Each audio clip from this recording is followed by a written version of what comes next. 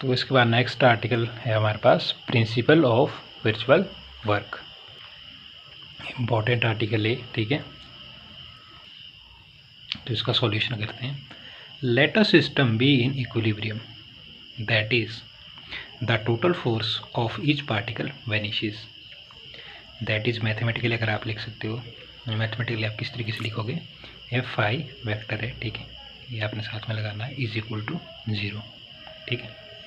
If delta R I be the virtual displacement of ith particle, then virtual work of the force Fi, साथ में vector है, ठीक है, that is Fi into delta are I.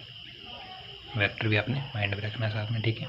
Also vanishes so that, तो आप इसको लिख सकते हो समीशन आई लिख दिया, ठीक है, और Fi इंटू डेल्टा आर आई साथ में वेक्टर, ठीक है, इज इक्वल टू 0, ठीक है। मैथमेटिकली आप इस तरीके से लिख लिया। तो नाउ इफ़ जो हमारा कैपिटल एफ आई है वेक्टर है, ठीक है, एफ आई वेक्टर जो है, this is equal to F I A plus F I, ठीक है, साथ में वेक्टर।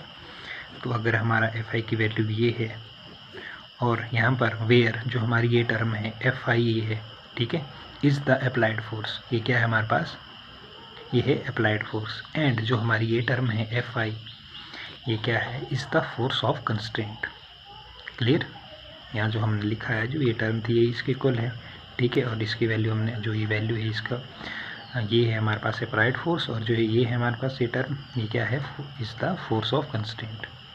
ओके, देन तो हम लिख देंगे सबमिशन आई और साथ में लिख जाएंगे हम एफ आई ए इंटू साथ में कर देंगे डेल्टा आर आई।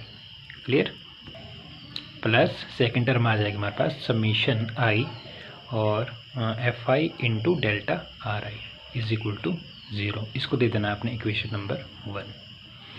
तो if we restrict our self to those system for which the net virtual work of the force of constant is 0, that is जो हमारी जो सेकेंड टर्म है summation I F i into delta are I is equal to 0, ठीक है, ये वाली term क्या है, दिस इज इक्वल टू 0।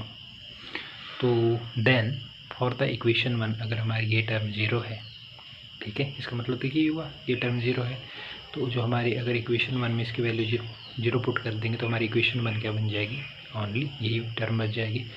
तो हम लिख देंगे summation I F I A into delta are I is equal to 0। ये क्लियर हो गया, ठीक है।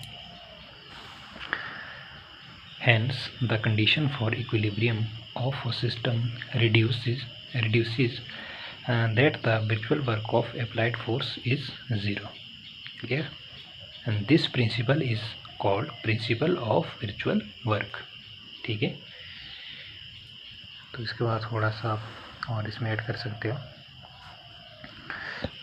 For a system with generalized coordinates q1, q2 up to qn, any displacement defined by delta q1, delta q2 up to delta qn satisfy the constraints.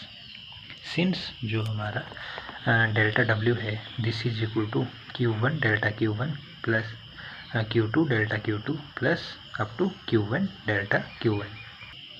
तो ये आपने generalised force में पढ़ा है, ठीक है, where q1 q2 up to q1 denote the generalized forces।